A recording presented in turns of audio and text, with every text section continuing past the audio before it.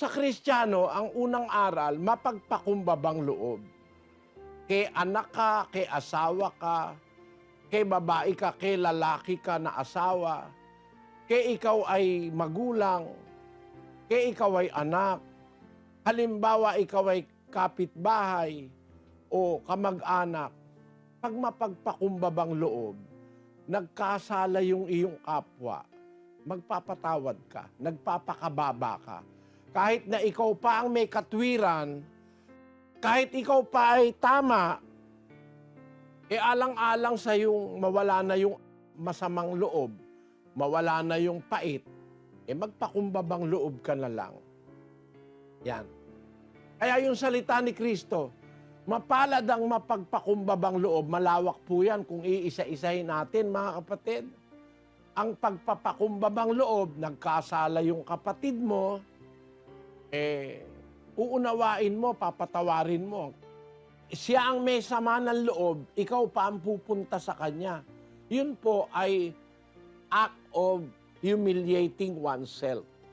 Nagpapakababa ka, umuunawa ka sa nagkasala sa iyo o sa mayroong sama ng loob sa iyo. Ang pagpapakumbabang loob po, hindi ibig sabihin yung yuyuko ka lang, hindi.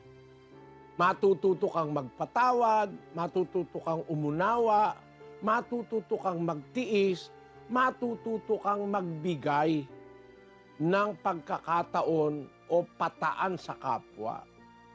Yan. Yun po gaya ni Kristo, sabi niya, ako'y may mapagpakumbabang puso.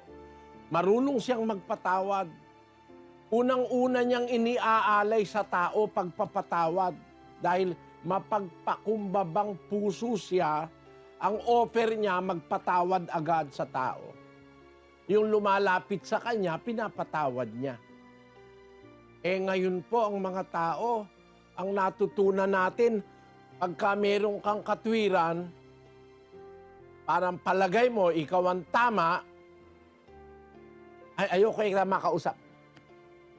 Pataasang loob yun Hindi pagpapakumbaba yun Merong ganun po. Siguro, naintindihan nyo naman ang ibig ko sabihin Merong mga tao mataas ang isip, ayaw magpapatawad, ayaw uunawa, hindi mapagpakumbabang loob na gaya ni Kristo.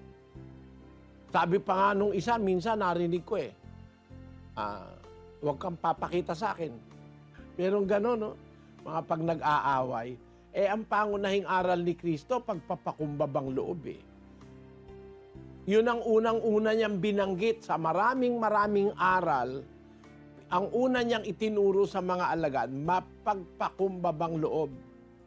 Sapagkat sa kanila ang kaharian ng langit